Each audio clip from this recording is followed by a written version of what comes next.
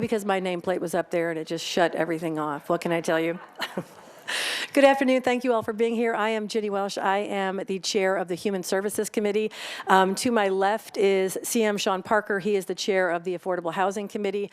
We called this meeting today so we can discuss homelessness in Nashville, where we have been, where we are going, and what we need to do moving forward.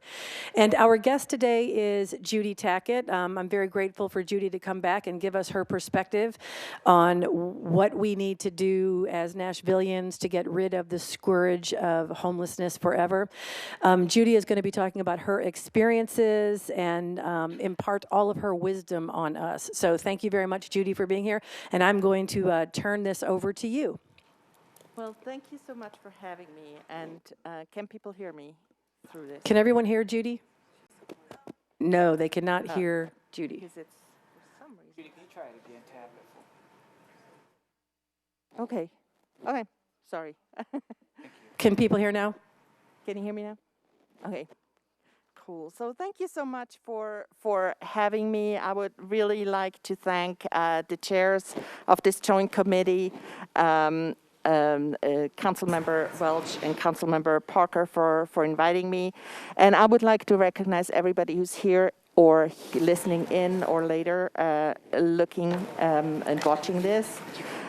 Who has lived experience. This is what we are all here coming together to really look at what needs to be done. And it's very important that we hear from you and that we hear from you through nonprofits, through Metra, through just speak up, be the voice and use your voice to say what needs to happen. This is your life and you need to be part of the solution.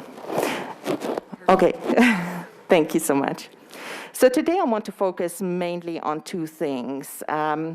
One is where we are in terms of homelessness in Nashville and how did we get here? And then the other one, what in my opinion, Nashville's next steps should be to solve homelessness for as many people as possible. So one of the things, if you have heard me before in the past, that I say everywhere I go, there are no quick fixes to homelessness. There are no Band-Aids. The Band-Aids just don't work anymore. So all that we do needs to be system thinking, needs to be long-term thinking, and it definitely needs to be investment in long-term solutions. With homelessness, that has to include permanent housing solutions. Permanent housing is not always just the housing that's needed. The services are needed as well. But without housing, there's no end to homelessness. So one of the things I also want to put out there is, for the first time nationwide in 2020, during the current COVID pandemic, more people were sleeping outdoors than in shelters. And this is worth noting. This is nationwide trend. This is not just Nashville, where we see an increase in outdoor homelessness. There's a national trend that really got triggered by the pandemic. So that's something to keep in mind. I am starting with some data and want to talk about some of the trends that we have seen here in Nashville in the past few years. So this first slide only focuses on the narrowest definition of homelessness on one single night in January. But what this data does, it shows us a trend line, and this is pre-pandemic really when you watch the line. And it was, we held steady, we actually decreased slightly with the measures that we have taken in Nashville. And that happened during a time where other cities had seen increases in outdoor homelessness and in overall homelessness. Last year, we did not do a outdoor count. Again, that's a one-night count with the narrowest definition of homelessness, people living outdoors and in shelters, mostly. But what this slide clearly shows that the shelter population decreased during the pandemic. This is something that I have been watching very carefully by watching the shelter bed occupancy during the past winter months and saw the same trend. So what happened with, where did people go? And that's kind of where the estimation comes and builds into the estimates of how many people are living outdoors. So what we came up with is based on the homeless management information system and the emergency bed occupancy rate, that an estimated 800 to 1,000 people were sleeping outdoors in Davidson County on any given night in 2021. Again, that is a very small slice of people that experience homelessness. It doesn't include people that are in motels. It doesn't include people that are in shelters or in cars. It really includes people outdoors. They're sleeping on the streets, in encampments, in situations that are really where we more and more see people where homelessness has become very visible in the last few years. We also, I do not want to focus on just one set of data. What we have done a whole lot and what we've looked at is get more data that is population specific. So what this slide shows is how the Homeless Impact Division has collected data on families, veterans, individuals, youth, domestic violence. These are called by name lists. These are monthly data sets on each population, and they are collected through service providers. So again, this does not include yet people who stayed at the Nashville Rescue Mission, but the Nashville Rescue Mission is actually in agreement that their data has to be entered, and there is progress being made towards that end very quickly. So at this point, it's just technical issues to get that data in. And once we have that, we have a fuller picture of what homelessness in Nashville really looks like.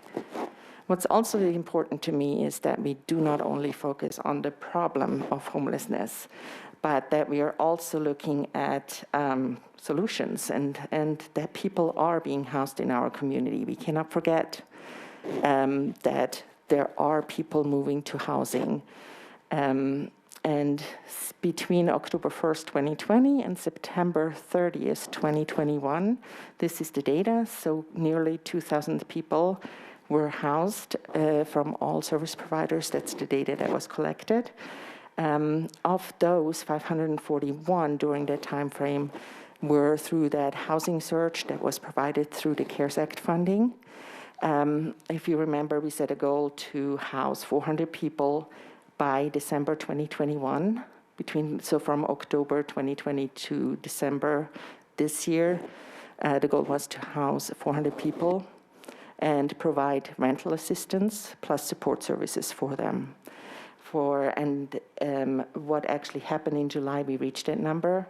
So I went to the community providers and said, so can we expand that goal? Can we do 600 by December? And I actually checked today, and we have reached that goal in Nashville. So the question that needs to be next, what's still out there, how many can we increase, and set a new goal for that as well. Why is this so important? Because when we look at the CARES Act dollars, we have increased the housing placement rate by about close to 30% in Nashville.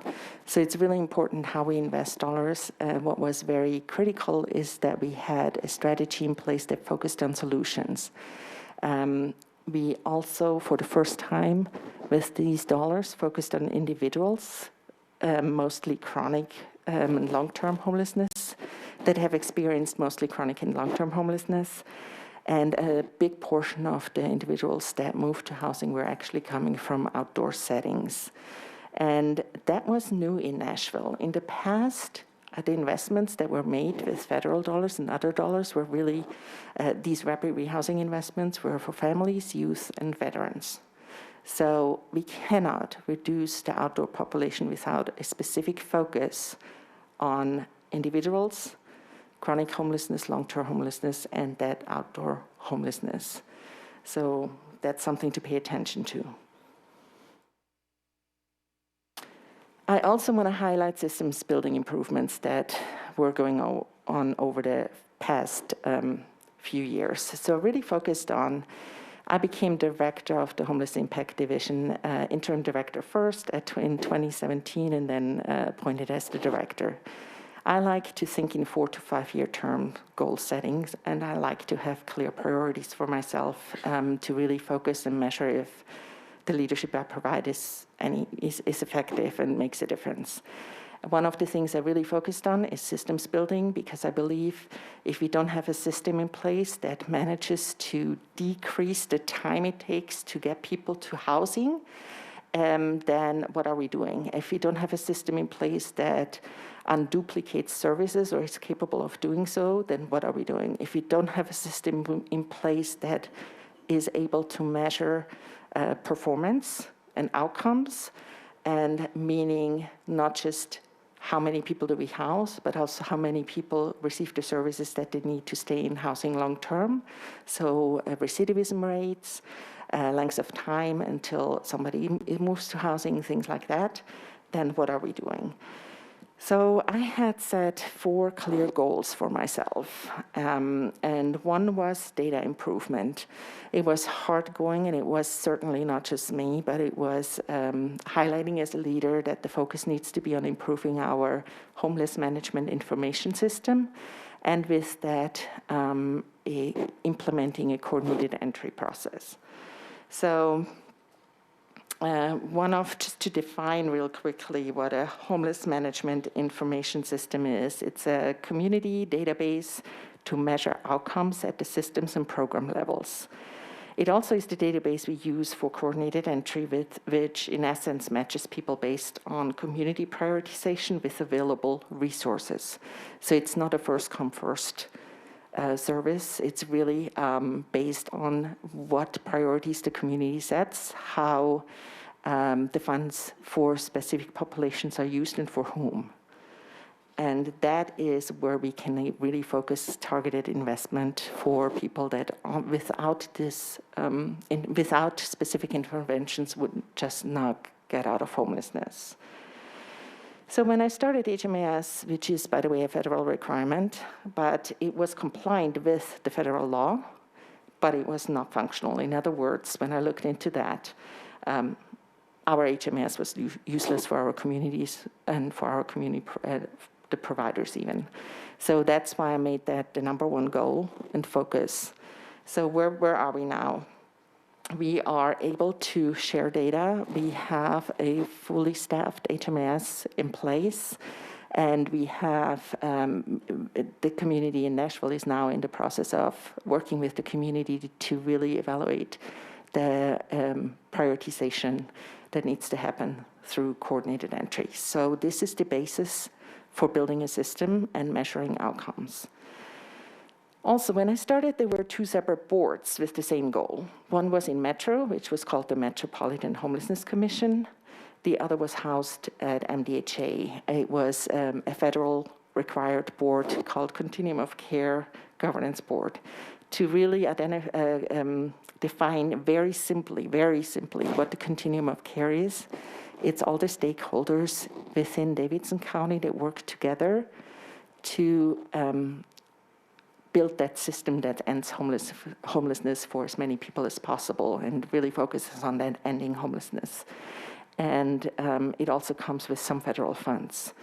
And the requirement for the continuum of care from the federal government is to have the system in place and to maintain that funding and use HMAS for outcome measures and systems building.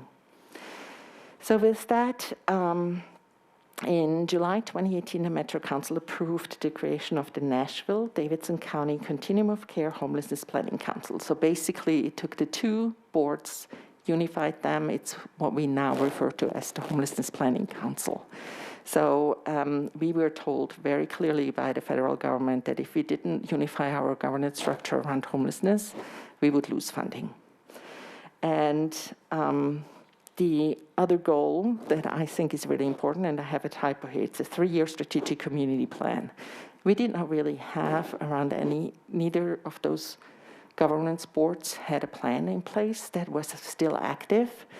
And so I think it's very important to just look at where we are and then create kind of 3-year strategic plan. So we did that it was adopted in 2019 by the community and the Homelessness Planning Council. It did not include as specific goals as I would have liked to see. For example, there are not specific housing goals included in it. But the reason is because we just fundamentally did not have the basic framework in place. The foundation wasn't there to even, if you don't know how many people are really homeless, and if you have no way to measure that, then how are you going to set clear goals and outcomes? And so it was really foundation building. The plan is now in the third year. And I have, before I left, recommended that the Homelessness Planning Council is really clearly working right now on updating that plan and include specific population-focused goals that center around housing. And lastly, one of the specific goals that I wanted to see is that we increase the community funds through the Continuum of Care. Those federal dollars that I referred to, we were at $3.2 million for years and years, it felt like. And when I looked in comparison to other cities, it was, I don't know, abysmal. I mean, we had 3.2 million. In comparison, Memphis had 6 million. Another comparison city I looked at was Louisville had about 11 or 12 million. Baltimore had 25 million. Houston had 40 million. We had 3 million.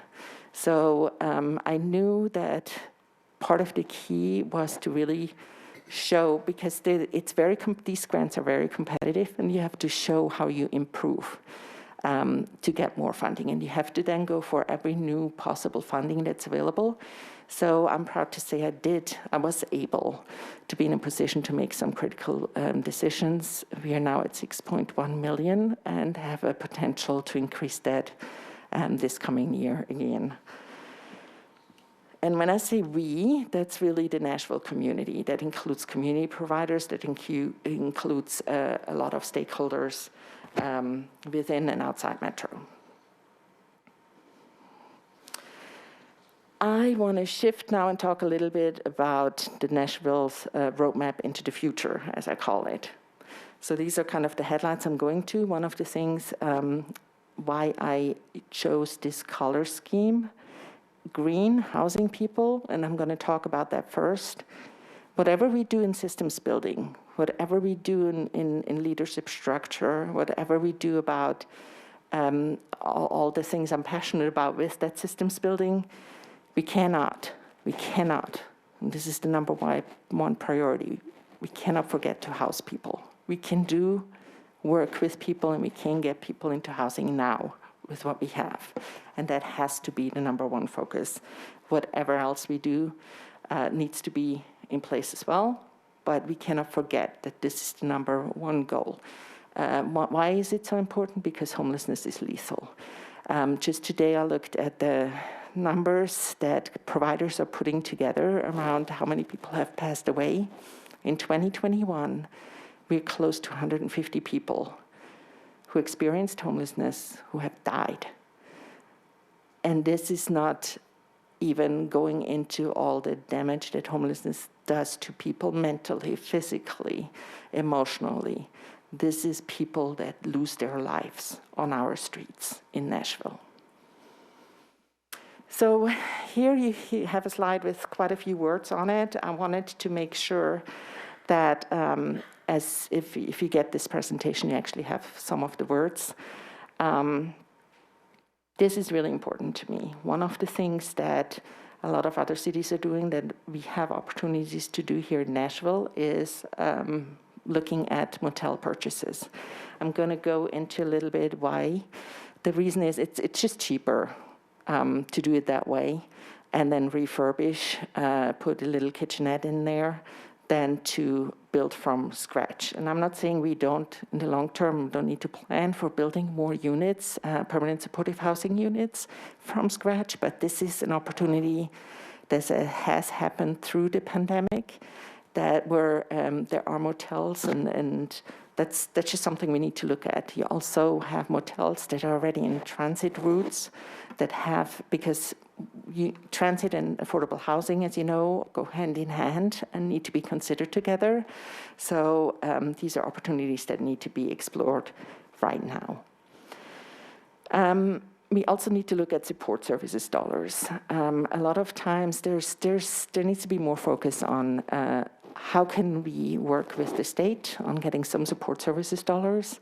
I know Tennessee is not a Medicaid expanded state, but there are still opportunities at the state and federal level that I believe need to be explored.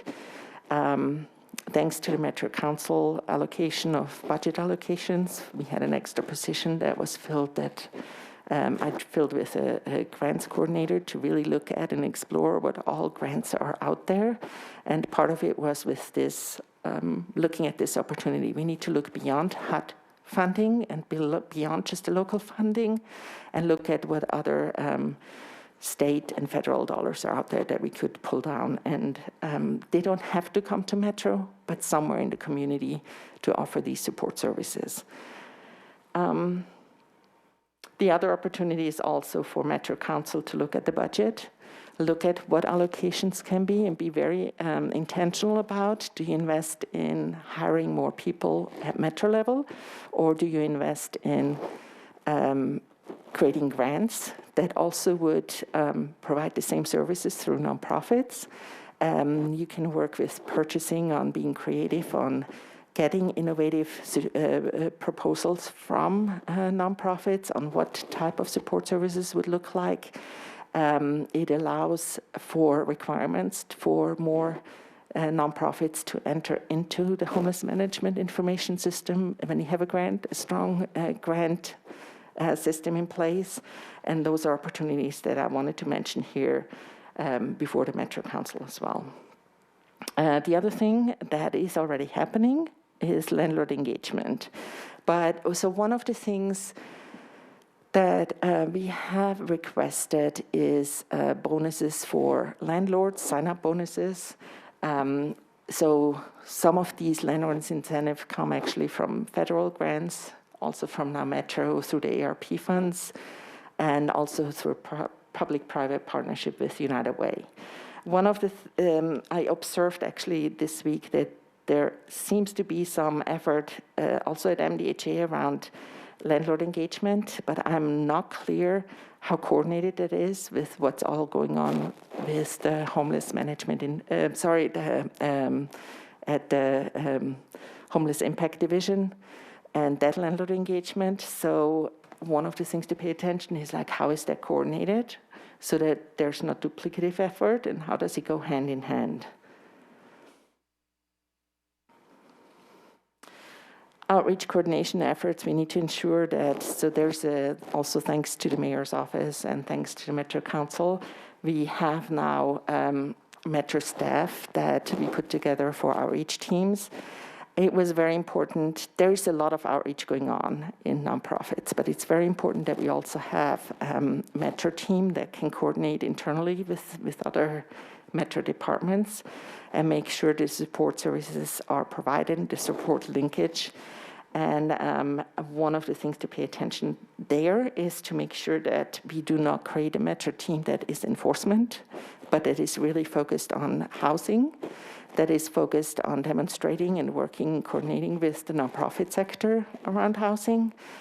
We need to look at best practices, and we need a team that really, we don't need another outreach team right now in Nashville. What we need is really that coordination piece.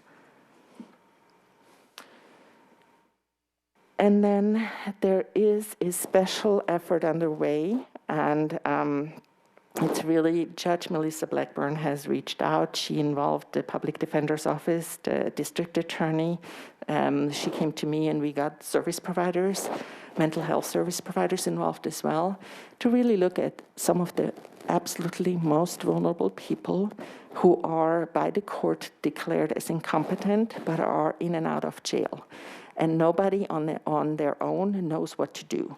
So there needs to be an effort, and that's already happening, and really paying attention to how we can coordinate, how we can invest in these real expensive services for intervention and ongoing supports that people that fall into that category, and I hate to use that term, but don't know how, in lack of a word, how else to say it, but where we really put that intensity of services and what that investment needs to be and what it needs to look like. In essence, it's going to be permanent supportive housing in whatever fashion that is, whether it's a nursing home, whether it's shared living, a group home, but with that intensive service piece, a mental health piece, at times substance use, addressing and the harm reduction that goes with it. So I wanted to be a little bit more concrete, but I want to be careful that any number I throw out on this slide is an assumption, really. But I want to go through this to show you what kind of conversations need to happen to really look at how much do we need to invest, how much. And so if we look at, I looked at and put these together of if there is 800 to 1,000 people estimated being in the outdoor population, let's just focus on, I just took the number right in between, 900 people. If we need to look at rental subsidies and also building units. You can't do only one over the other. You have to do both. So an assumption of let's do for 450 people, let's build new units, and for 450 people, let's do rental subsidies. So basically, if per unit new construction, I looked at some folks gave me estimates of 200,000 per unit to use that, and then locally I think it's closer to the 300,000 or even more by now. So I gave you a range of what they would look like to serve 450 people in 1 year for new construction. And then I did a comparison based on a Chattanooga estimates where they are exploring and have been exploring already motel purchases, and their average cost per unit is $50,000. So this demonstrates how much more cost effective it is and how we cannot wait and need to work on that right now to really focus on motel purchases and refurbishing. And that refurbishing cost is actually included in that average number as well. And then the 50% rental subsidies are based on fair market rent for efficiency unit. And I also wanted to demonstrate the fair market rent for 1-bedroom unit. And then the support services, this is kind of an average that we have worked out, $3,000 to $3,500 per household per year. We use that for rapid rehousing calculations that around this housing search that we just had gone through, like the housing of the 400 to 600 people actually.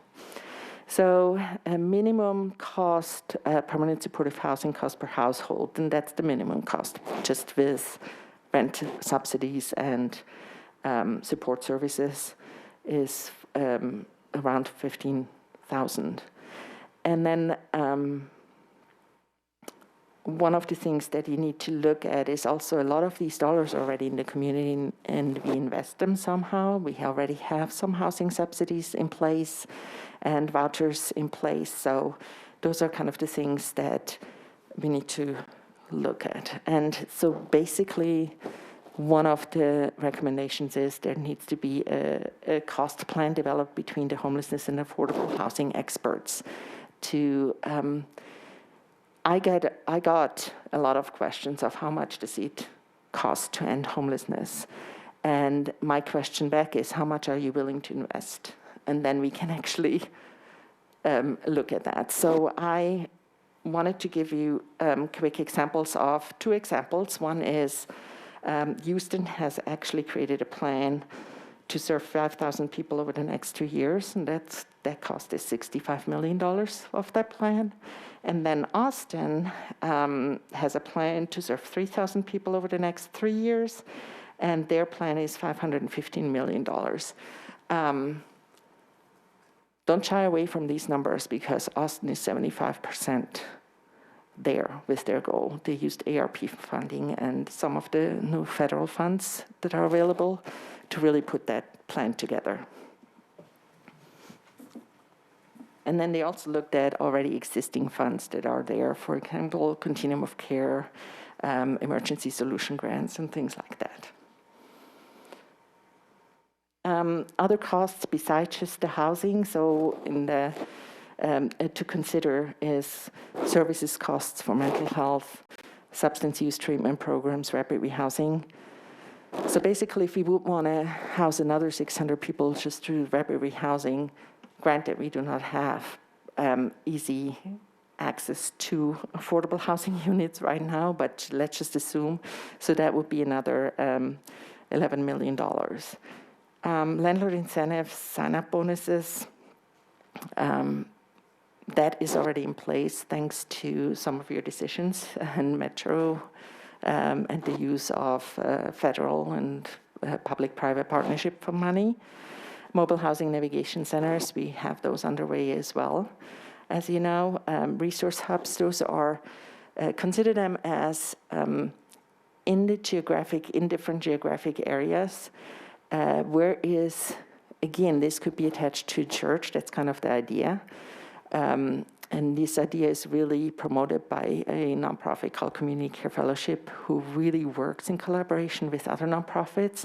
These would be kind of these hubs where nonprofits come together in Madison, in South Nashville, at some location, where these are entry points where people come for a meal, come for laundry, but then also come for that coordinated entry assessment and housing work and transit, where they just get really those resources, and where there could be entry points to the whole system on serving people quicker and serving them close to where they live, so they don't all have to just come to the downtown area. And we have really good models here in the downtown area. Just think of Room It In and all the work that they do.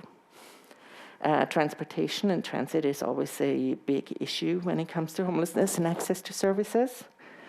Employment workforce development. We have also, on that note, on income, a SOAR program, and there is an investment that needs to happen, and I believe Metra Council has approved to increase a current grant. This is getting people who have disabilities and just will not work full-time ever again or have enough income to get them SSI, SSDI.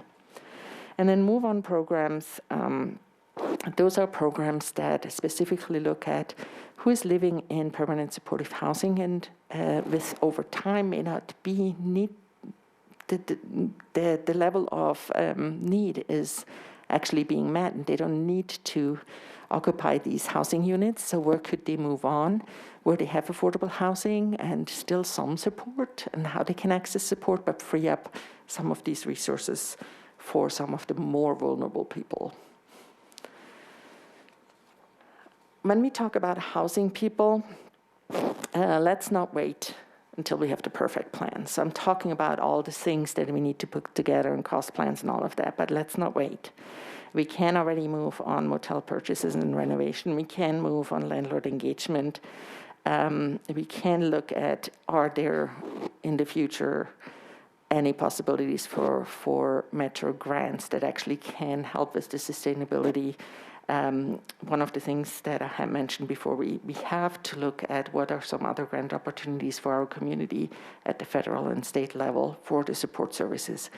As I said, and always will say, we need to focus on housing, but it's not housing only, it's also the right supports to help people stay in housing. And then we also have already the mobile housing navigation centers underway. They cannot, I'm telling you, they cannot fail. They're not going to be easy. They're not always going to be nice and clean and all what we want. But if there's housing at the end, they cannot fail because that's what the focus is.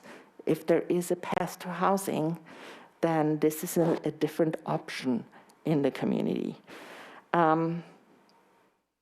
We also need to pay attention to only invest in services that focus on and have plans for people to exit to permanent housing.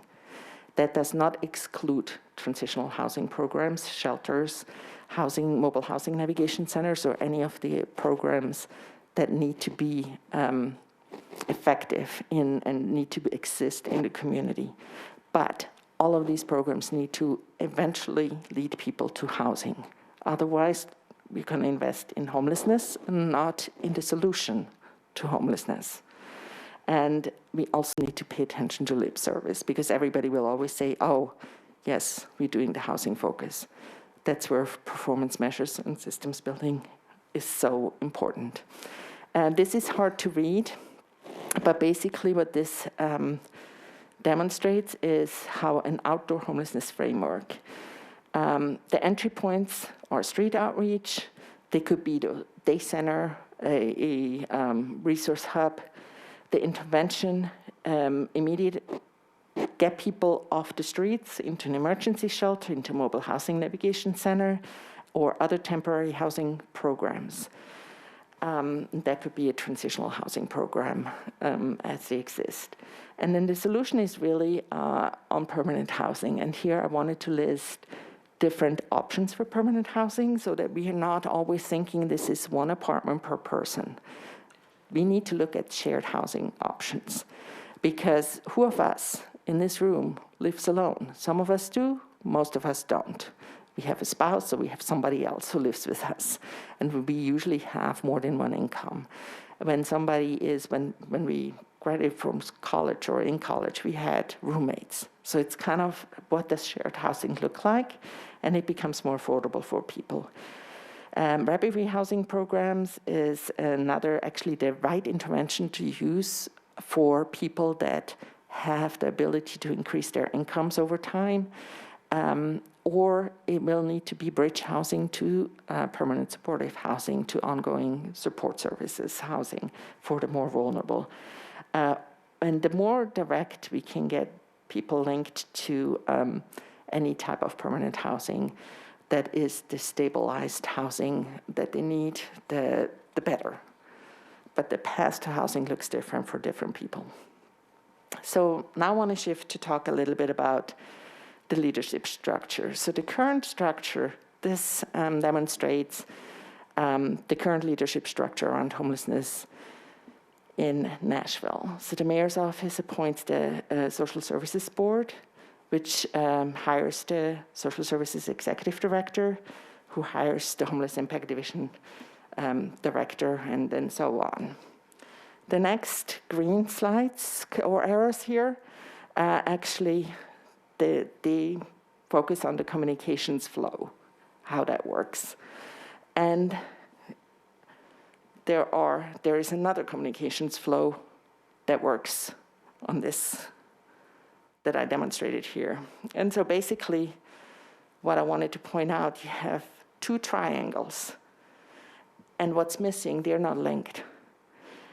So this is the theory. So in practice, a lot of it is linked or this or that, but it also goes how communication flows is how authority or expertise flows. And I feel there is a disconnect, a big disconnect in our community right now. So one of the things is to pay attention to this. It's important for accountability purposes.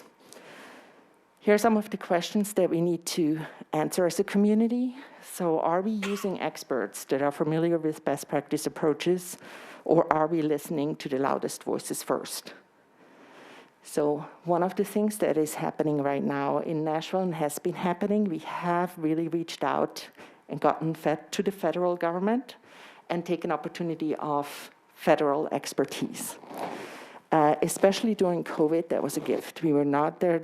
This was not provided to a lot of, every city. This was, I think it was 30 cities to start with, and we were one of them.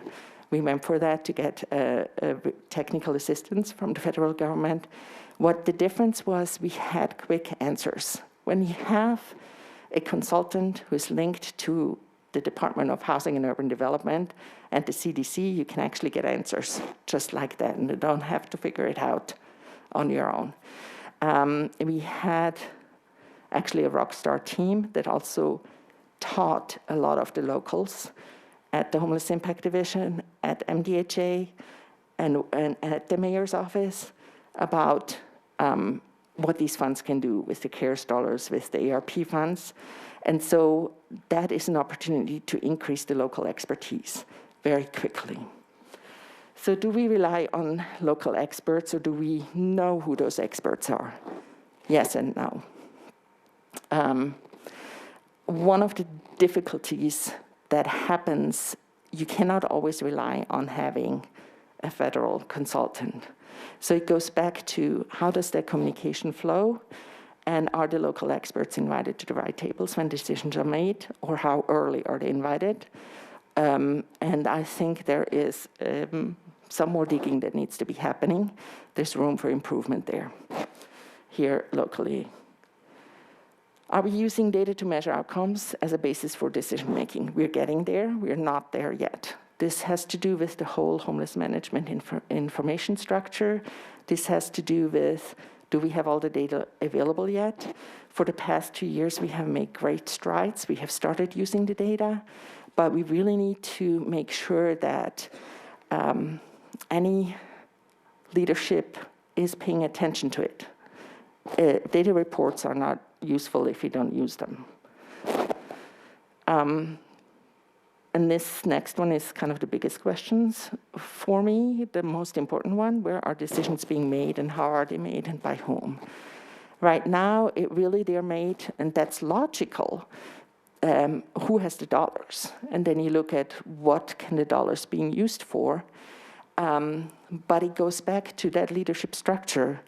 You need the experts at the table for information. You need to make decisions based on best practice approaches.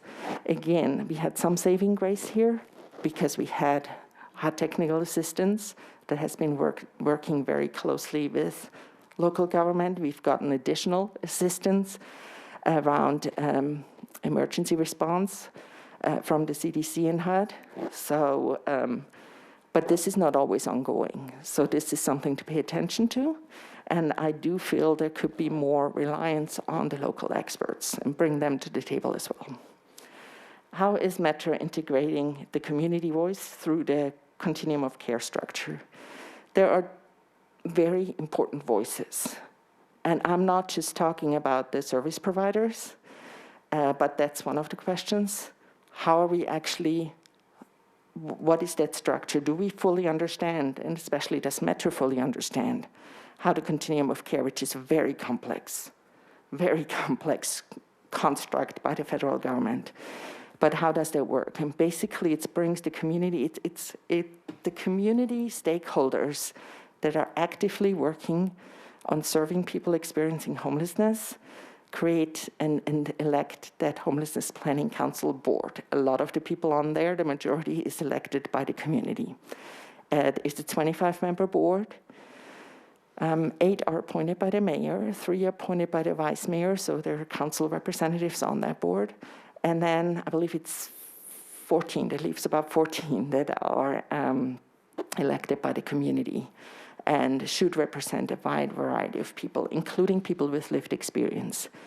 One of the other things that we have been paying attention to, and where I hope there's going to be more accountability, and is to build a consumer advisory board, people with lived experience, that they have, that they help reach out to other people who experience homelessness right now and bring their expertise together into the system as well.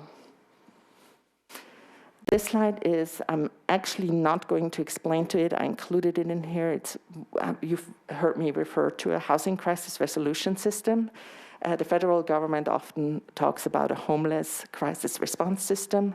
I picked up from national experts on this terminology. I like the housing and resolution in a systems building approach, that we really talk about housing is the solution to homelessness.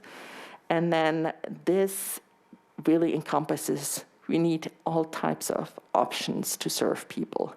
It doesn't, as I said, there's often not the direct path to permanent housing for everybody. So what kind of different interventions are there along the path? And this kind of describes what that looks like. So urgent pending decisions before Metro, I feel, is one, the investment and implementation of solutions. And specifically on this, I just want to sum this up, is what I mentioned before. I really think there needs to be that focus on motel purchase. I believe there is that focus on motel purchase. I do believe there needs to be very clearly who's looking at that, where the decisions made, how are we going about that? I think we should have done that already. So that's kind of going back to some of the decisions where they are made need to be very clear. And who makes the decisions so that things are moving forward quickly. And then the support services dollars are very important, so that needs to be having attention and conversation. And I also think that's where Metro Council needs to focus on what does that look like, is it being done, and could provide some accountability on that as well.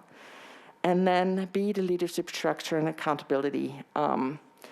I would really suggest that the Homeless Impact Division staff is seen as the local experts that they are and brought to the table way sooner with a lot of the decisions. And then also outline the role of the Homelessness Planning Council as an advisory board that has the authority to oversee outcome reports and make recommendations of programs and funding for Metro homelessness investments. So they should have a voice in those decisions. They shouldn't be the decision maker, but they certainly should be paid attention to, and that's a really great resource for Metro Council to look at as well. And so here's my contact information. I really appreciate that I was invited here, but I also want to point out once more, this is a long-term fight, and people are losing their lives every time we do not have solution for them. We already have lost 146 lives this year alone, and that's just unacceptable. Again, this is a nationwide problem, but we have to have local systems in place that once there are dollars that become available, like they have during the pandemic, we have the capacity to coordinate. We have and invest on the expertise locally to do that. We have a clear decision-making structure where we can actually have that conversation on how to prioritize and not shy away from that. Too often, it's just, as I said, everybody who holds the funding is coming up with some things on their own. And then at one point, there is conversation, good conversation, and I love to work with a lot of the different departments, but frankly, as the Homeless Impact Division Director, I was never up front at the decision-making table. I was just not there. So thank you so much for having me, and wanted to give it to the chairs. Thank you very much, Judy. I really appreciate that. That was an excellent presentation, and I feel like I have a much better understanding of how we are approaching things in Metro and things that we can do. I just have a couple of quick questions, and I'm going to open it up to the floor for some questions before we move into a discussion about the next thing on our agenda. And this is going to be pretty pointed, so I hope that you're comfortable with this. But I'm just wondering, why did you leave your position so abruptly? And do you think that had you not left, you would have been able to move the vision that you just outlined forward? I'm not going into details, but the reason was really about the leadership structure. And no, I felt I could not put the vision that I had in place forward, or that I had in mind forward. Do you feel like if there had been a different leadership structure, you would have been able to move that vision forward? Yes, I believe so, because the pieces are in place, conversations are going on, but I felt it was just too disjointed. Would you ever consider coming back to work for Metro, assuming circumstances could be changed in a way that would make that palatable, and what might that be? Again, putting you on the spot, I apologize, but. I loved working for Metra. I loved working in Metra. I believe in Metra. So on that note, yes. I do believe the people have the heart to actually move things forward. It just needs to be very intentional on where that accountability is. How are we actually making decisions? Are we really using best practices? Are we keeping the people in mind first that we're supposed to serve? and I think Metra can do it. And so I am always open to wherever the work needs to be happening, and whatever I can do, that's where I would want to be. I felt I didn't leave the work itself. I just felt I was pretty much pushed it as far as I could, and within the current leadership structure, couldn't function any longer. I think CM Parker has a question. I'm not.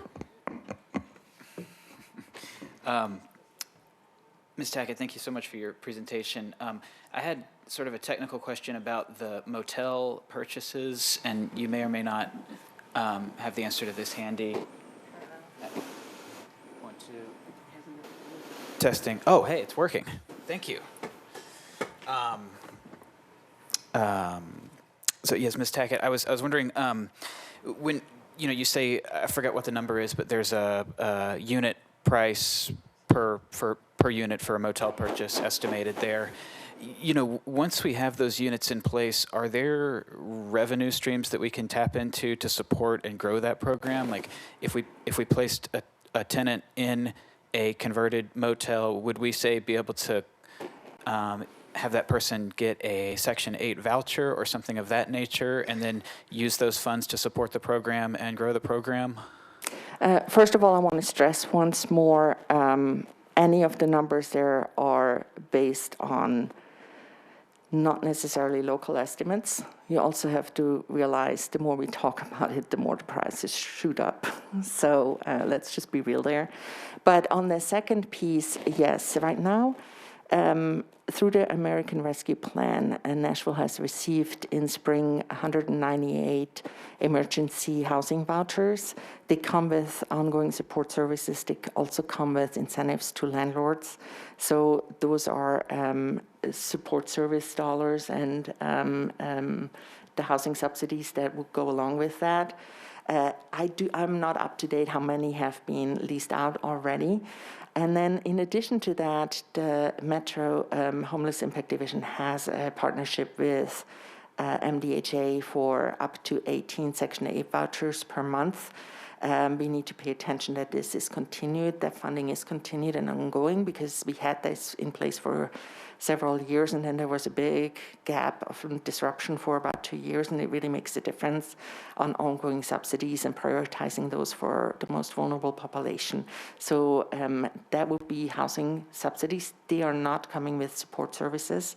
So that's kind of where the importance for really looking and exploring all the grant opportunities for ongoing support services and dollars comes from as well.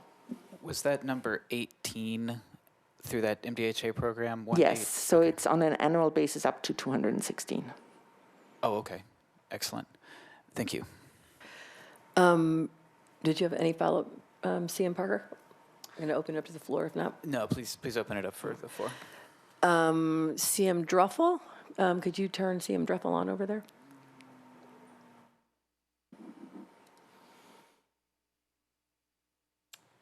It's kind of back. He will. One moment, Tom. There you are, sir. You should be on. You got me? Yes, Good, sir. thanks. And Judy, I know about a year ago, we started looking at hotels. I actually went through a few, and nobody wanted to sell. And I think that's sort of indicative of the environment we have with a lot of the hotels thinking, their growth is pretty significant. The 300,000 is pretty expensive on a hotel. I've been in the business for a long time. The one thing is, we started talking about tiny homes or alternative and creative solutions. When you look at a tiny home at 40,000 at the most, and then potential excess land, has you started going down that road much? There's also alternative potentials for some type of housing in different creative ways. I don't know if you had a chance to go down that road, because as I saw it, hotels weren't going to sell. I mean, it's not impossible, but as I kicked it out to the hotel community, very few were going to bite. Not that we couldn't find one. It just seemed very remote. So I think, as I see it, we got to find something, and it has to be a little bit more creative. So had you started going down that road to start looking at alternative housing solutions? Actually, you bring up a point of looking at the structure as well. So in my mind, the affordable housing conversation and homelessness conversation need to go hand in hand. As you Right. know, the affordable housing conversation is not just about homelessness, but it also has to include homelessness. And so the Homeless Impact Division, my role never was on developing housing, but access to housing. And so, but then I ended up getting a lot of calls from potential developers or people with ideas that did go everywhere in Metro and didn't get anywhere, and then all of a sudden ended up with me, and I didn't have the answers or the capacity to work with them either. So that's kind of where, again, we need to pay attention what the leadership structure needs to look like in Metro to have this conversation. Where do we actually work with private investors, potential private developers that want to have some kind of arm of looking at potentials, or even churches that are willing and have land and may look at development, whether it's tiny homes or any other type of development. That's kind of where the systems building and leadership structure in my mind needs to go. So in that, no, I have not fully looked into it, dabbled in it at best. Okay, yeah, and I understand that's sort of out of your description. Thoughts on combining affordable housing with the Homeless Impact Division? Any thoughts on some of the thoughts going in that direction? So I do know there's going to be a discussion about Freddie's bill later. So if that's for me, that's an option to look at. It's really looking at, you need to make the decision and within Metro and hopefully with community input on what that accountability and leadership structure needs to look like. This could be an option for that. Not saying there couldn't be other options as well. Thanks very much. I appreciate it. CM Sepulveda. Great. Thank you for recognizing me, and thank you, Judith, for being here today and for all the work you have done over the past couple of years. I do have several questions. I guess the first one I would start off with is what dangerous practices are we currently using that might cause harm to our plan to end homelessness? We are listening too much to the loudest voices who want quick fixes, which don't exist. We don't need to shy away to just always go back with, we need to work with landlords, we need to work with housing, we need to work with support services, we need to work with the community. I am taking all the voices very seriously. I have spent a whole lot of time communicating with neighbors, constituents. Homelessness is a neighborhood issue. It's real. Everything, well, most of everything, what I've heard is accurate and real, but there is just, without the housing and permanency and with places to go, we're just going to shovel people around.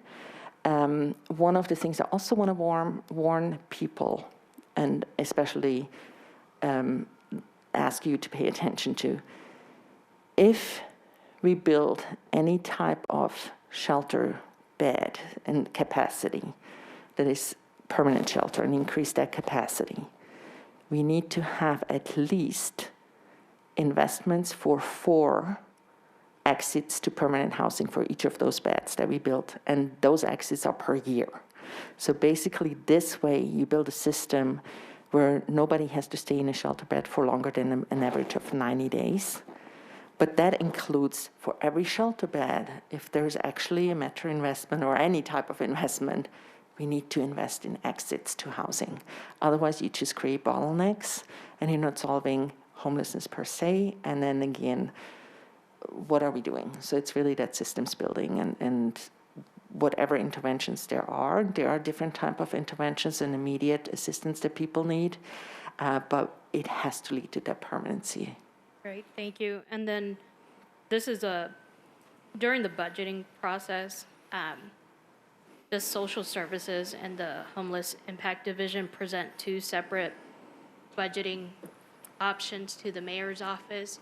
I'm trying to understand how the process works within social services? It's actually one budget. It's all under Metra Social Services. That was a courtesy from the prior structure, prior to the Homeless Impact Division. The Metropolitan Homelessness Commission was sitting between the MSS board and the Homelessness Commission there was staff under that Homelessness Commission. And so basically there was a budget formulated for the Homelessness Commission that the MSS board then approved and moved on within Metro.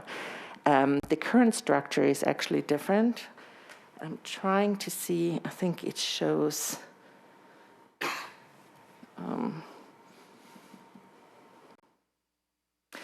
so really the Homelessness Planning Council on this slide, you can see sits next to the MSS board, not under it. So the Homelessness Planning Council does not have staff. Per ordinance, the Homeless Impact Division provides staff support, but the Homeless Impact Division is all MSS staff. So it's kind of, I think there is an opportunity there to really outline what the role is of the Homeless Impact Division and what kind of staff support it provides to the Homelessness Planning Council is very unclear right now. It could be, it doesn't outline that anywhere. So. Okay, I was asking just to make sure that there was communication between your office and, say, the head of social services. Yes, absolutely. Okay, great. And then my last question, you mentioned communication being a big factor, which I agree. And so can you help me understand the current lack of communication? An example being this past Parks ARP ask and the input between what was your office and the partners, because being one of the 3 council members that's a part of the Homelessness Planning Council, a lot of the partners were caught off guard, and many did not know until, everything was put in the media. So can you help me understand the communication process? Yes, but I will need to use a different example, and here's why. I was on vacation in September when a lot of these conversations happened, so I was probably not even in the country, so I would love to actually use a different example, which I had publicly stated before, and that was when the COVID pandemic started. When I really had to, when I realized the COVID pandemic is really going to affect homelessness in a major way, I reached out several times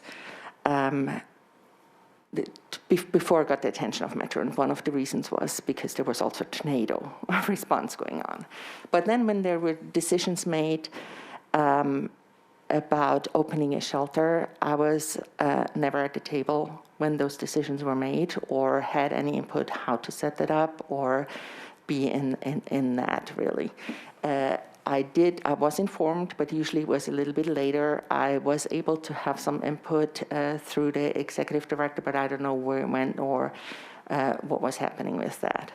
Another example is yes, those, I mean, there's some examples like that. So it was courtesy to include me at times and at times not. So it's just not because there's just no clear structure. And I think a lot of it has to do with the structure, not with people intentionally trying to leave somebody out. But when it's around homelessness, I think we need to look at the local expertise.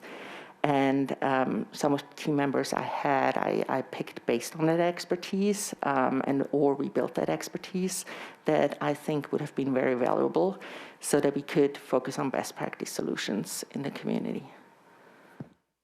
Thank you for that, and thank you for everything you have done to try and solve this issue, and some of it landing heavily on your shoulders and those of the staffers that you did have with you and the partners, so I do appreciate that. I would like to actually take this opportunity and really voice my gratitude to all of you, to the mayor's office, to other departments. People were always willing to work and communicate. It's just, again, sometimes the structure just doesn't allow certain direct, it's just the way it's set up. That's what I think needs to be really paid attention to. CM Hauser. Thank you. Well, Judith, I think the love needs to go back to you. You are an incredible person. I've known that. Judith and I have been meeting monthly almost since I started joining the council to kind of talk about this subject, and I've always valued her opinion and her dedication. And today you just really wowed us with so much of your expertise, and this is such a gift. Thank you, thank you, thank you for us to have this information to build forward. And I think because of the work that has been done the last couple of years in your department, we're now at a place that we can move on. We could not have 2 years ago done the things that we can now if we so choose to take the effort and put the commitment forth. And it could not have been done without all the systems that you have put in place and the data. And I just wanted to take this time to say hallelujah, thank you. Also, I was very encouraged when you mentioned the fact about the coordination of services, both within Metro and with our nonprofits, because it's very frustrating when Peter doesn't know what Paul's doing and you're both spending the effort, and then you could have done twice as much if you had known the other person had that handle. So I was really glad to see that. One of my concerns that I have is when the COVID dollars go away, what are we going to do then? And so can you address what is we can do now because we have COVID dollars, and when those COVID dollars are no longer here,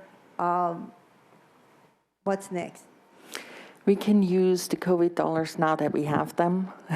So let's not shy away from serving people while we have the dollars. So let's serve as many people as we can. Let's get them into housing and supportive services. In the meantime, it goes back to what I touched on a little bit is really looking, we need to have, I always viewed the Homeless Impact Division as the backbone, bringing the community together and looking where some of the resources are. And one of the next goals that I had in my vision was to really be more intentional about, okay, where are the dollars, not just the federal dollars and not just the local Metro dollars, where are other dollars flowing in, big dollar streams into our community, who gets them and how are they being used to hopefully end homelessness in the community. And then it's kind of asset mapping around that, and then looking at, and again, generously we were granted a position, a grant coordinator position, that the vision for that position is to really scan all the grant opportunities that are in the community to see is somebody applying, ideally a nonprofit, and if not, what can we do to actually encourage somebody to apply? On the coordination front, there are a lot of meetings with service providers that you may not be aware of. So one is there are 15 work groups under the Homelessness Planning Council. In addition to that, there are bi-weekly and weekly service provider coordination meetings around different larger encampments, around just an encampment meeting in itself, just to coordinate who's going where, who's doing what, who's responding to where, and just really try to duplicate some of the things with the frontline staff. There are some meetings with the management and the leaders in the community. So all of that is going on. It takes a lot of time, but it's really important for that communication and coordination and deduplication of services. I think this is probably a good point to move to our next agenda item, because it kind of addresses what we're talking about here, which is some of the problems perhaps in our leadership structure and how we can make changes to that so that we can more comprehensively address this. And this gets, thank you so much again, Judith, and please, I would really love you to stay and be involved in this conversation also if you are willing. So this brings us to Councilmember O'Connell's legislation, BL 2021-971, and I will turn it over to my co-host today, CM Sean Parker. All right, thanks again, Ms. Tackett, for joining us, and please do stick around if you'd like. So As y'all know, Councilmember O'Connell has introduced BL 2021-971 to create an Office of Housing and Homelessness.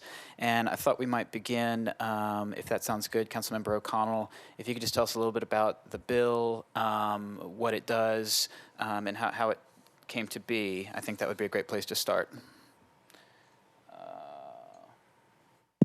Okay, I seem to be live. Thank you. Sure. So this wasn't just an overnight bill.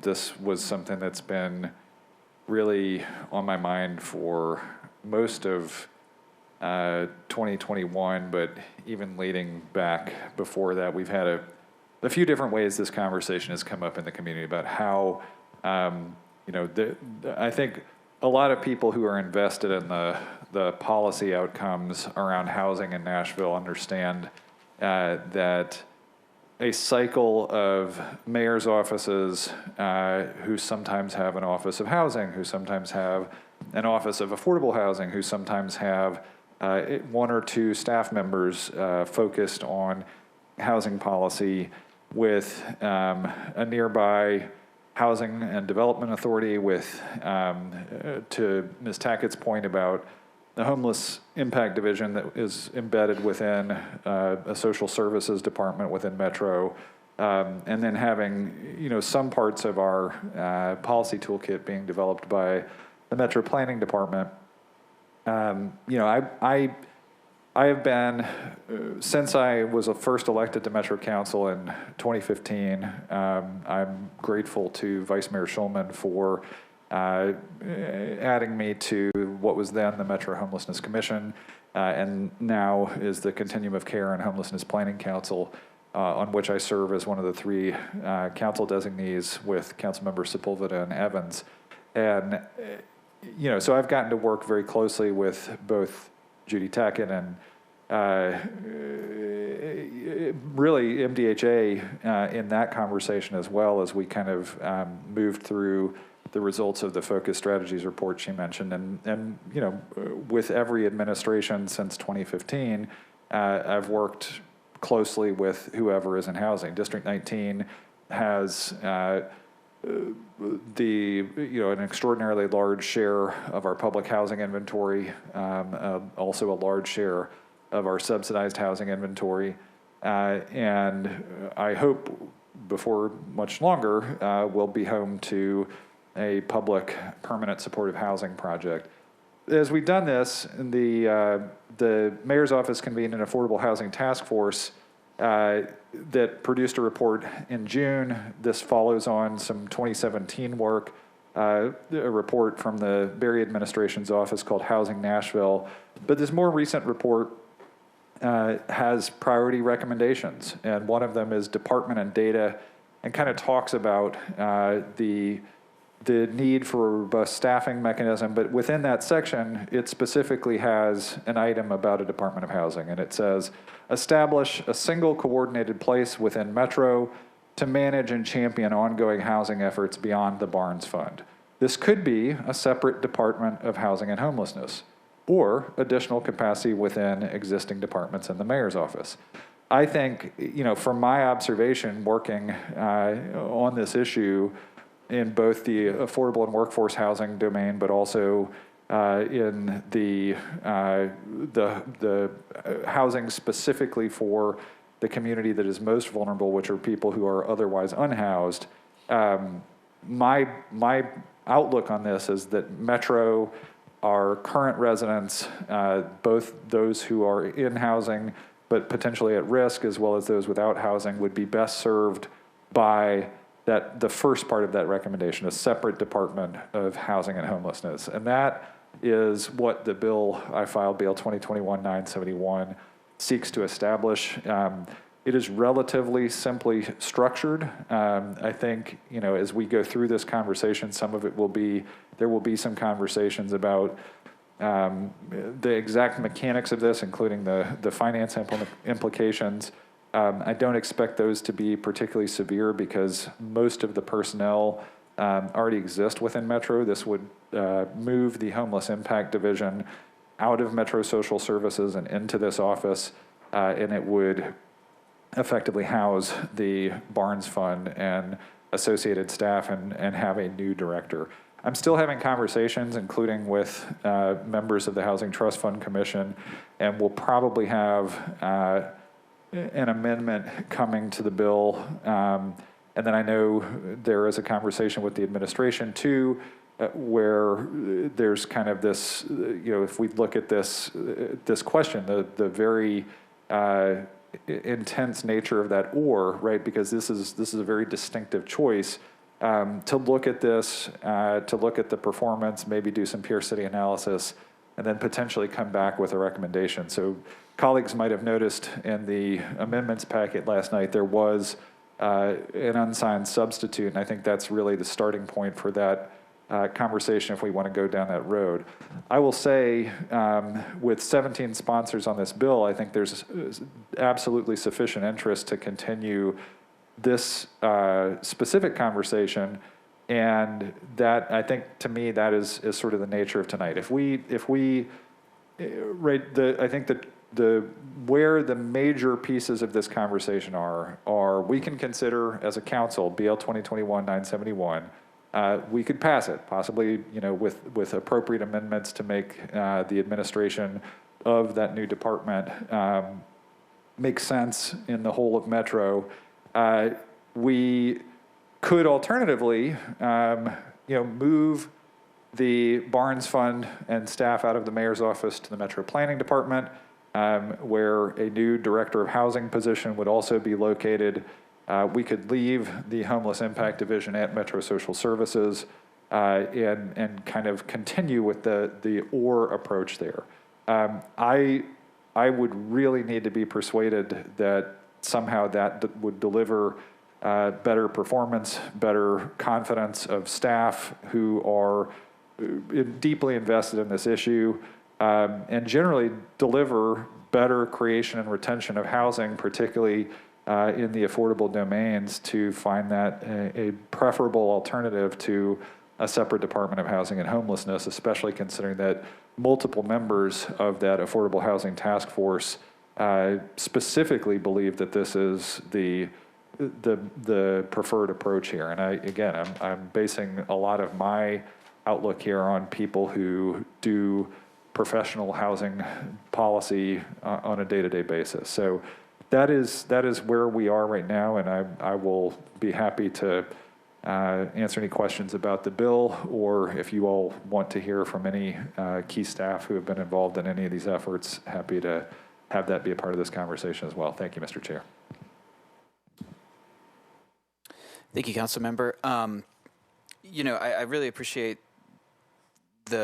what you've brought forward here, and I think it's a great starting point, as you said.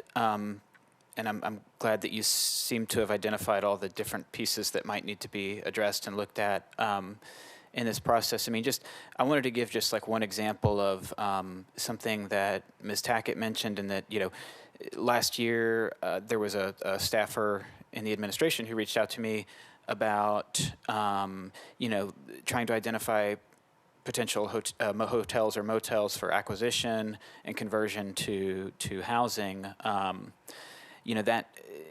That sort of approach, I think it was sort of the best thing we could come up with at the time, I guess. But like, as Councilman Druffel said, people aren't itching to sell in this market right now, specifically with the motel acquisition piece. I think for us to be successful there, we're going to need to have like a developed strategy, an acquisition strategy, and someone who's owning it, and someone who is looking for opportunities and not, I did some cold calling too, and nobody wanted to sell hotels. So I think that we're gonna have to have, and this potential department sounds like a place where that work could live, and that staffer could be. So I think that and some other issues just with affordable housing generally, even when folks come to me and say, hey, we want to do X, Y, or Z in your district, we want to do this project, who do we talk to? There's really not an easy answer to that. And some of the folks that I've pointed folks to in the past are no longer with Metro, or they've shifted departments or something else. So I think that some consolidation and stability in these spaces would be really beneficial, just from my perspective. But and we have some staff here, as you said. I think maybe the best thing to do is open it up to questions from members for now, and then we'll do that for a few minutes, and then we'll maybe ask if any staff or administration folks would like to speak. So I saw Councilmember Druffel first, and then I've got Councilmember Hauser next. Thanks, Chair. I think the housing first solution is key, but as you look for hotels, they aren't there. I think we do need a focused person or a situation where someone is focused simply on the real estate and the housing component. It's unique.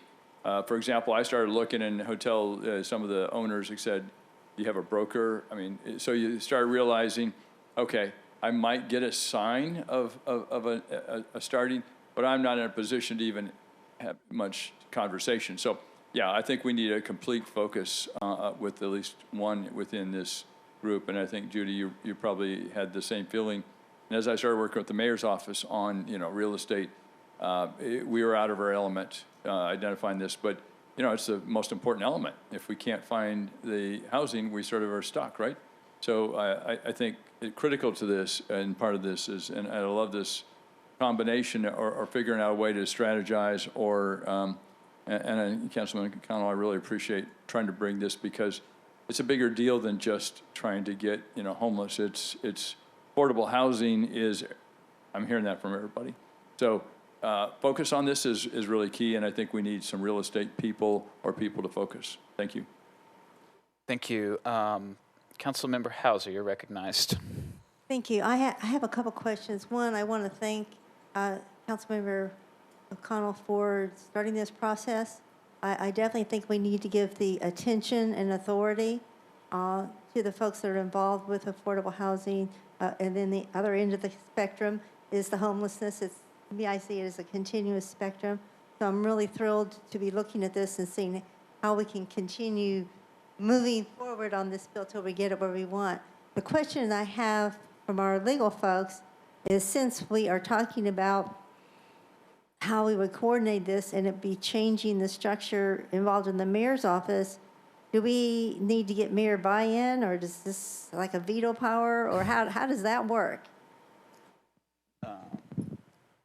Administration. Mr. Jameson. Thank you. Are you on? Sorry. Admin table is activated. There's a mixer there. You're just riddled with technical difficulties today, folks. I apologize.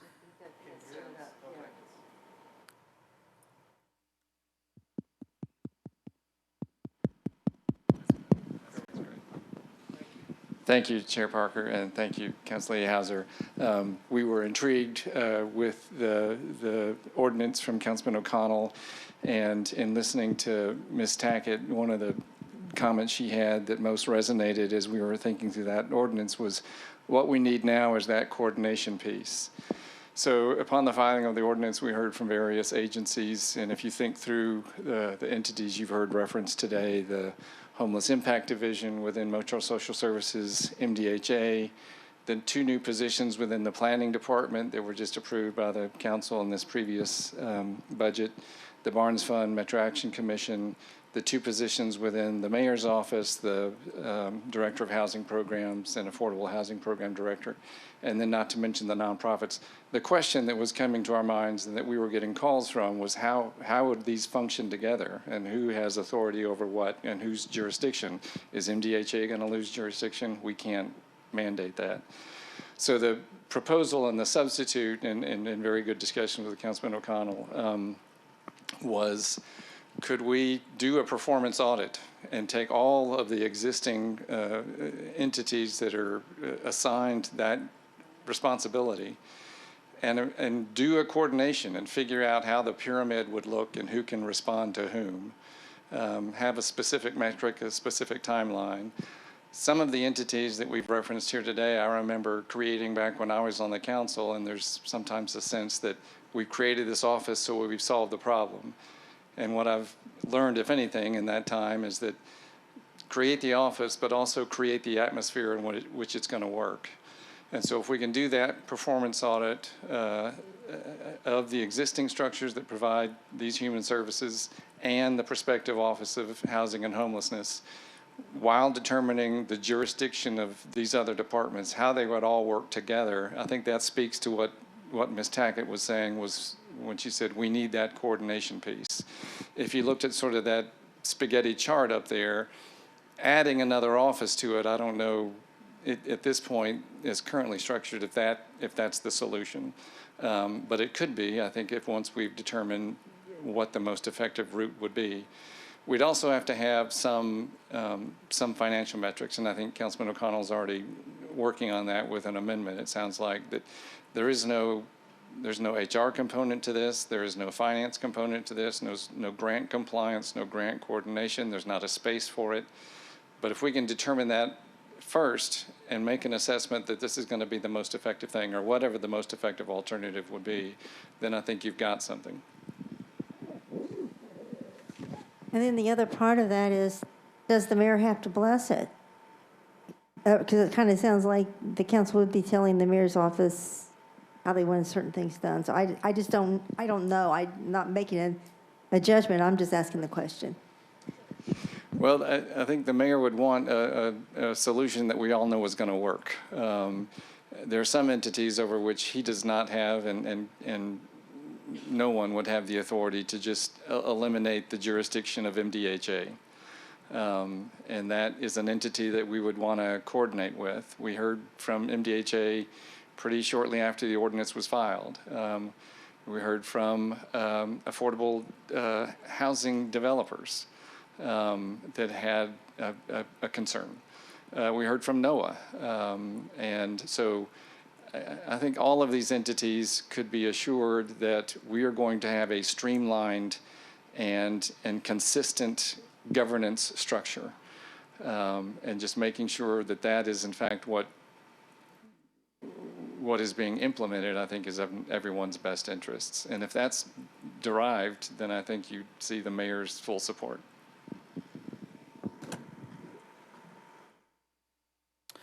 Thank you, Councilmember Hauser and Mr. Jamison. I do see. So we've spoken a bit about this would create the Office of Housing and Homelessness, and we've spoken a bit about the homelessness and the jurisdiction there, and how that might be structured, and how this could improve some of the existing work, without putting Ms. Hannah Davis on the spot. I wonder if she would be willing to share a little bit about the housing piece and sort of, there's a lot, I think, that's in flux right now. We have the two positions at planning. I believe that they are nearing the selection of the director of housing position, and there was a grant-funded position that a resolution was not put forward at the last meeting for. So I wondered if the administration or if Ms. Davis would like to speak to sort of the structure of that now, and if there's anything that we should consider as we look at potentially moving this legislation forward.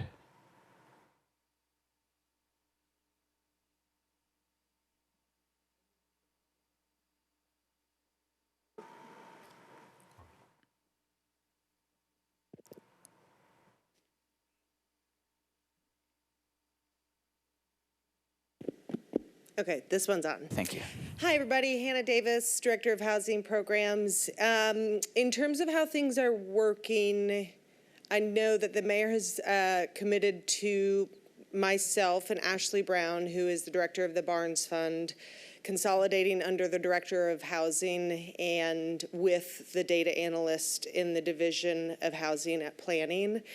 And I think, in my work with the Housing Task Force, obviously there's room for us to improve our systems. That's what we're constantly looking for, is that continual improvement.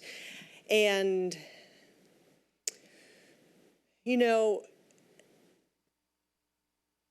I'll say personally and professionally, I'm really excited about that structure because I've seen the additional capacity added by my colleague Ashley Brown has had such a multiplying effect in our ability to serve your constituents, being responsive to you as council members, but also being able to assist residents in a timely fashion, whether they're seeking housing because they've got a 30-day notice, or all the way up to developers who are interested in building affordable housing and want to know what the incentives are. And so I know that additional capacity at that division and the coordination there will have kind of an accelerating effect, which I find really thrilling as we look to grow our toolbox and be able to serve residents more. And then I think that division also, with the right director, can work really closely with MDHA to, MDHA is a essential part of our community in terms of the housing work that they do, and the city's role. When you look at effective housing systems, you see the city's role representing policy. We have the Barnes Fund, we have our fast track legislation, there's additional policies that we're looking at. And so having that director be able to work with Dr. White is going to be not only accelerating for our metro policies, but when you look at the way that, as Judy referenced, our HUD funds that are coming, and we all are, paying attention to the news and seeing additional significant investments that could come to our county, we want to make sure that any investments we're making at the local level have a multiplying effect or are able to fill in gaps. So as we're talking with, motel owners, if the HUD dollars are going to be close, maybe Barnes can come alongside and have put a little bit of a premium on that to secure those units. So that's where that kind of coordination I have seen over the last year, especially getting to work with MHID and the community development team under Dr. White. When those pieces are all working together, it not only does have a multiplying effect, but I think it does help not only go wider, but also deeper, both leveraging our local, state, and federal funds. Any other specific questions about current operations? That's fantastic. Thank you. I know that there were discussions about the whether y'all would go over to planning or stay. So it's great to hear that those discussions have progressed, and that sounds great. No, I don't have it. Does anyone have any other specific questions for Ms. Davis? Council member. Oh, whoops. Excuse me, give me 1 second. I got too many mics on. Too many cooks in the kitchen. Councilmember O'Connell, you're recognized. Too many turntables, I think, is the problem. Thank you, Mr. Chair. And I guess my question for Ms. Davis is I guess in looking at the potential structures here, is there something specific about planning that would better enable that acceleration than if that were in a standalone office?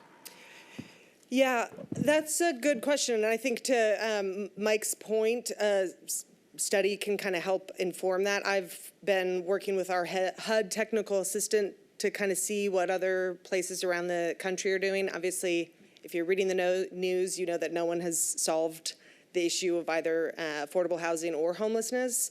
So in that way, it's always beneficial to see what your peers are doing, but perhaps not completely instructive. And then I've been in this fantastic cohort through Enterprise Community Partners and with jurisdictions in the Southeast. And everyone's, every city has its own kind of flavor. I think something that I've appreciated about the division in planning is as we look at, housing, you can think about, obviously, it's a spectrum of affordability all the way up to market rate, all the way to permanent supportive. And something I appreciated about the way that the mayor and Lucy Kemp at planning are looking at it is that, we have a housing supply that is, largely tracked by our metro departments in terms of permits. Sorry, I'm really COVID conscious, so making sure that I've got my Clorox at the ready. Looking at housing as a total market and subsidized housing as a portion of that.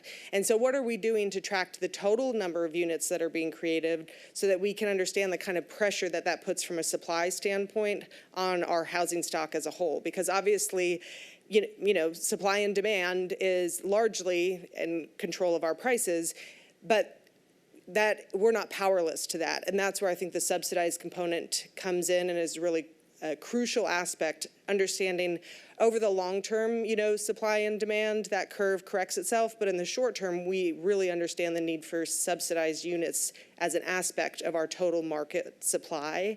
So that's where I'm really interested in, helping use that data that we're capturing, not just subsidized, again, not siloing this work, but understanding it in the housing market as a whole, so that as, planning is making decisions and having conversations with communities, we understand that if we're not building enough across the board, then that just continues to put more and more pressure on our prices and, our neighbors. Excellent, thank you. Does any other members have, Councilmember Benedict, and then I'll come to you, Councilmember O'Connell. You're recognized. Thank you, Chair. So a couple of things. One, and I meant to get this when Ms. Tackett was here. Ms. Tackett, certainly, thank you for being here. Your expertise, your dedication, your passion for this work is clear. And we've been, as a city, lucky to have you. One of the things that I was thinking about is private sector intersectionality with, how can we incentivize more home builders? But the other thing that I was thinking about more, we never have enough money to put towards anything, right? But if we look at and this is more along the lines of, I think, an IDB conversation, but if we look at how we might be able to subsidize, so for instance, if there's only so much land, and if somebody's not gonna let you buy their motel, is there a way that we can set up a land lease or a lease of some sort with that hotel, refinish the hotel, the tax base goes up, but we don't charge that owner more taxes?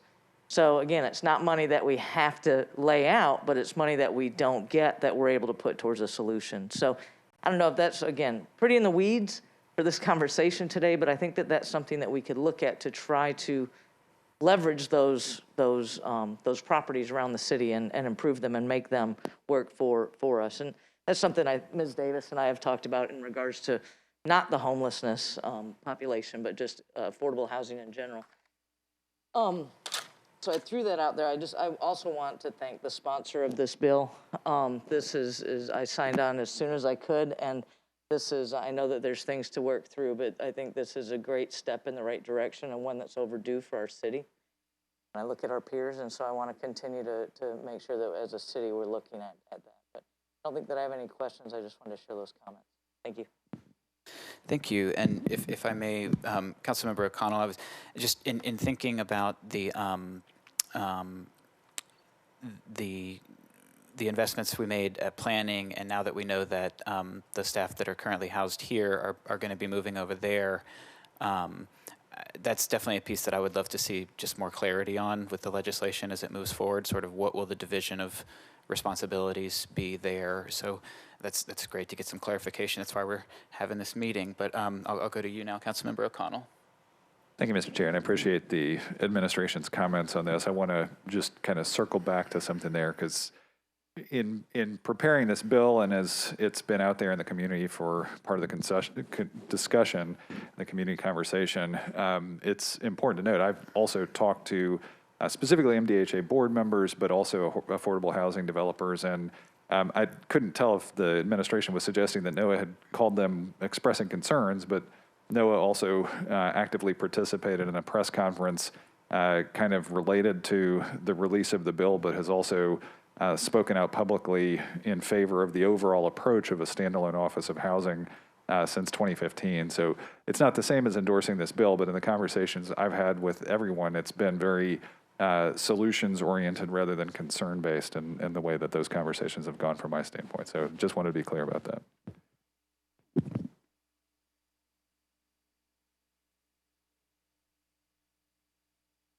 Councilmember Benedict, you're recognized. Thank you, Chair. And someday when you're my age, you'll remember that your forgettery sometimes is better than your memory. So my question was, and see, here we go again. I've already lost it from my joke. But my question was around, I'm so sorry. No disrespect to this committee meeting. I will come back to it. I'll pick it up offline. Thank you. That's. Oh, I know what it was. Sorry. All right, so behind me is a fabulous stakeholder from my district, Reverend Jay Voorhees, and he is the minister at one of the 2 sites that we've set up now. And, you know, we talk about not going, you know, not throwing things at the problem, but rather that we need to make long-term investments. And so this, in my opinion, is the beginning of it's a 90-day contract, right? But it's going to be renewed and renewed and renewed, we hope. And so it becomes a long-term solution. And I guess I'm curious what resources we might be able to put towards that. So maybe that's an administration question. But how can we ensure that we are providing enough resources to City Road, for instance, and hopefully future sites, so that they can remain robust and get built up to again, be a part of the longer-term solution? Again, I don't know if that's a question somebody can answer today, but I certainly would like to understand the strategy there. And that's, you know, I don't know if that needs somewhere within the administration, I think is where that question would be. Thank you. Oh. You recognize Mr. Jameson. Thank you. Again, I'm reminded of one of Judith's last slides there on accountability and how to ensure that you're proceeding in a correct manner. The point she was raising, are we using experts familiar with best practices approach, or are we listening to the loudest voices? Do we rely on local expertise, and do we know who those experts are? And are we using data to measure outcomes as a basis for decision making? And I think that's the spirit in which we just want to make sure, if we're given the opportunity to do, again, this performance audit to verify, including a peer city comparison to see how we're proceeding. Does this make sense in coalescing all of the offices that are engaged in this? If that's done, I think that gets us to where you would be at the operating budget period, where allocations would have to be made for the funding. I don't know that we're losing any ground, in other words, if we take that opportunity to do the peer assessment, to do the performance audit, and to make sure we're pursuing this in the most efficient and effective manner as possible.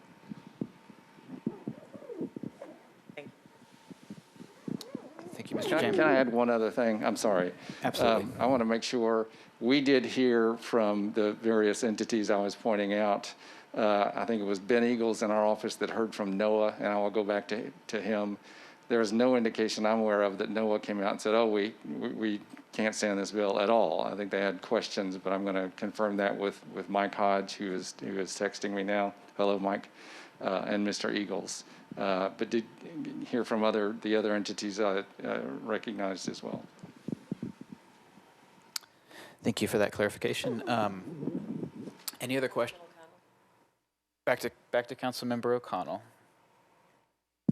Thank you, Mr. Chair. One other thing that we had kind of discussed with the administration is we could keep this bill intact as, kind of a framework that we expect might have some merit going forward with a separate bill. I mean, we've kind of got the current approach as a substitute, but it might actually be better as a separate bill altogether. And I'm happy for council to entertain that conversation as well. But I wanted to get through tonight's meeting and let this joint committee consider these approaches and consider all the factors that go into this. And then as well, the week after Thanksgiving, the Homelessness Planning Council has a special meeting coming up to consider this, and so we'll see where the community conversation is after all those parts, and see where we are by December 7th. But I'm grateful for the opportunity. So thank you to both chairs of this committee, and thanks again to all the sponsors who have joined this effort. Thank you, Councilmember. And I've got a copy of the proposed substitute here. I guess this would be a question for our legal counsel, Ms. Hannah Zeitlin. Would initiation of a study need to happen by ordinance, or could we do that with a resolution? I think it could be done it would be a request by resolution, but I think if everybody's supportive of it, it could possibly be done. If you want it to be binding, it would need to be an ordinance. So Well, I guess, so I'm looking at the timeline here. Within 60 days, begin resolution appropriating supplemental allocation in order to undergo the study. So the fact that there would be a fiscal cost to this, is that why the administration is seeking legislation here? That's, I guess, more of a administration question. I guess that Mr. Jameson, for this approach, does the administration feel that legislation is necessary in order to do this study? So, and I don't want to put Judith on the spot, but she may have some expertise here in terms of the finance department would oversee the performance assessment and performance audit. That, my strong suspicion is that's going to require a consultant that has expertise in this locally and nationally. So there'd be an appropriation, that is a supplemental appropriation that is done that requires the finance department to sign off from the undesignated fund balance. And then give yourself sufficient time for that study to be completed, hopefully at the time right when you'd be allocating under the next operating budget, which is what you'd have to wait for anyway. So you're not losing ground, but you're at least funding what is recommended by that study as the most efficient operation, be it an Office of Housing and Homelessness or some other combination thereof. Thank you. And could that be accomplished by resolution, or would it need to be a 3-reading ordinance? If we have an appropriation, I think that's an ordinance, but I will need to double check. Okay, I was just wondering, for purposes of if we were to pursue that study in parallel to this legislation, if it would have to wait 3 meetings to begin that 60-day window, or if we could. Well, so the advantage, this is a substitute that is, as I think I've joked to Councilman O'Connell, that this is somewhat mating a Great Dane to a Chihuahua. The reason that was done is that it adds on to the ordinance that's already tracking. So it's a substitute the ordinance so that we don't lose any time. It's within Councilman O'Connell's legislation timing, if I'm making sense. That was done so as to not lose any passage of time. Okay, thank you. Well, any question, Councilmember Hauser? I'm just trying to coordinate the two things together in my mind, so just help me clarify.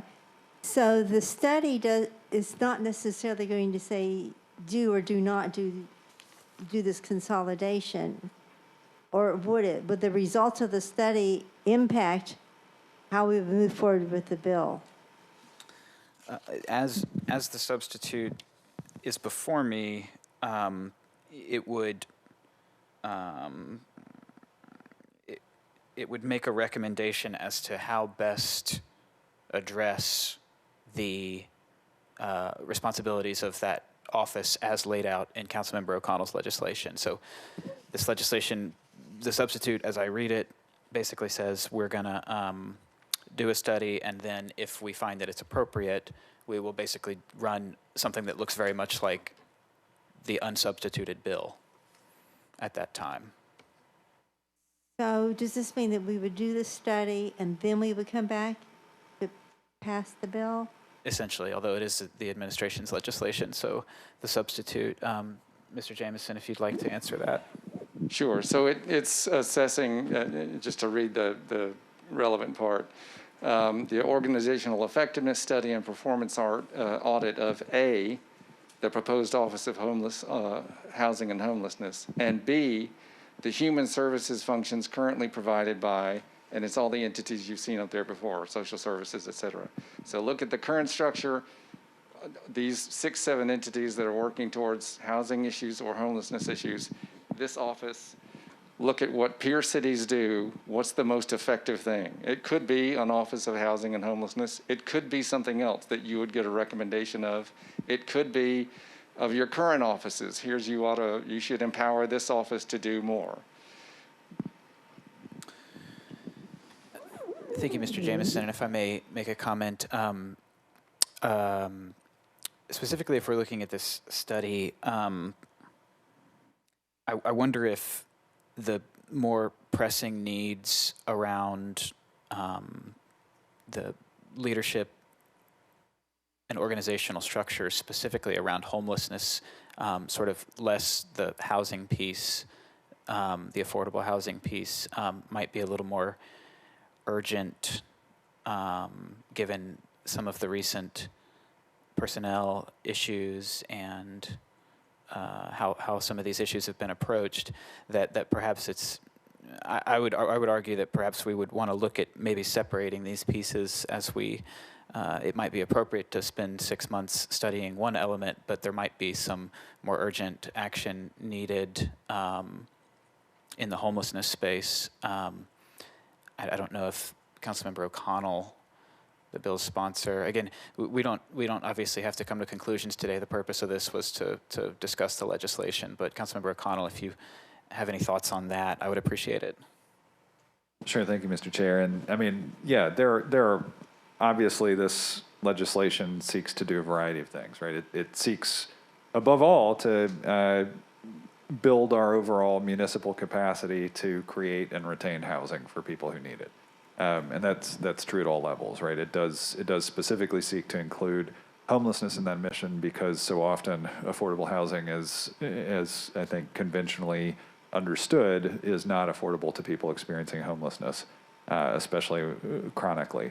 And so that's part of the office. But specifically with regard to Metro operations, yes. I mean, we've had 2 resignations in leadership positions within the Homeless Impact Division, happen just across summer and fall. And I think, part of looking at this bill comprehensively and thinking about this approach also has a lot to do with the current structure and hearing Ms. Tackett kind of affirm that there are things there operative in the space around homelessness policy and execution that might deserve more urgent attention. And so I do think that is worth keeping in mind. I will say more recent conversations with the administration have included the possibility of looking at an iterative approach that had a standalone Office of Homelessness, even as we watched a nearby iterative step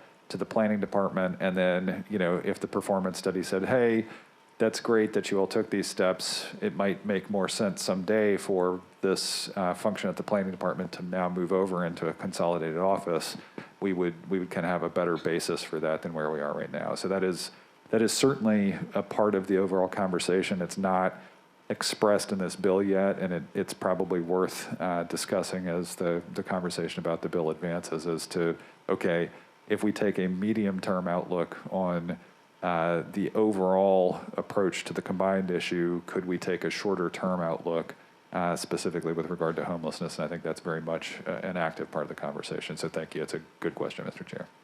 Thank you, Councilmember. Yes, just especially with bringing on the new director of housing at planning, that being a relatively new arrangement, being a relatively new investment that this council made in this budget.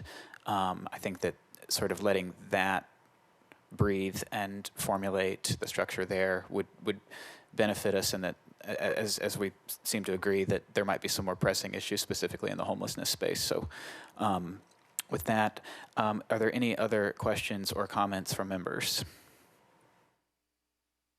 All right, well, I suppose we will conclude the meeting. We'll adjourn the meeting. We've kept y'all here for just under 2 hours, so thanks everybody who joined us this evening. And yes. Okay, everyone have a great evening. Thank you.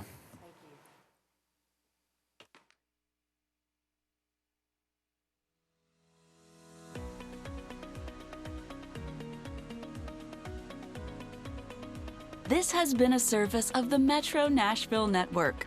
If you would like to see this presentation again, or for more information on this and other programs, visit nashville.gov.